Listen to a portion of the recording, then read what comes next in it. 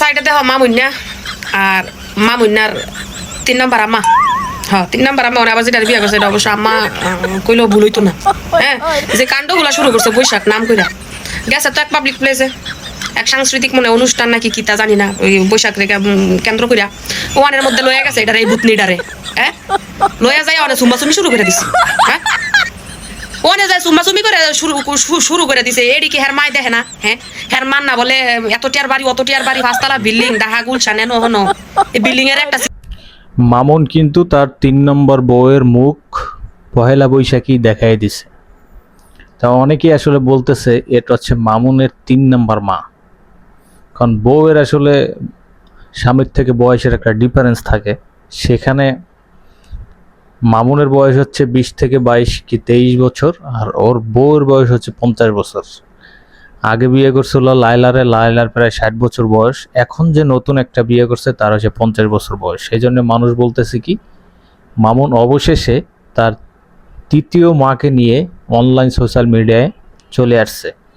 ওদিকে লায়লাকে নাকি অনেকেই মেসেজ করতেছে, বলতেছে যে লায়লা এখন ক্ষোভে মানে ফুটে পড়তেছে। কি বলে দেখেন লায়লা কি বলে সেটা শুনেন, তারপরে দেখে লোকজন আমাকে কমেন্ট করতে করতে টেক্সট করতে করতে একদম অতিষ্ঠ বানায় ফেলছেন। এখন লায়লা বুড়ির কি হবে, এখন লায়লা বুড়ি কি করবে, এখন লায়লা বুড়ি কত কষ্ট পাবে। এই দেখো ও তার বউয়ের চেহারা দেখাই দিল, ও তার সাথে লাইভ করা শুরু করে দিল, ও তার পেজে নিয়ে আসলো, চেহারা রিভিল করে দিল, কত কাহিনী।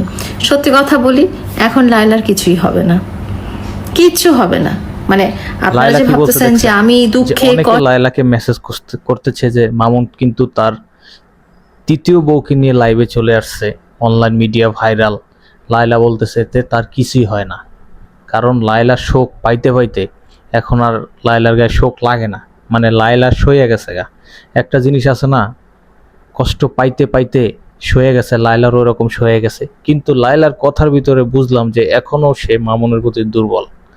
মানে মামুন যে কি দিছে বা কি ভালোবাসা দিছে লায়লারে, সেই লায়লা এখন পর্যন্ত মামুনের ভুলতে পারে নাই।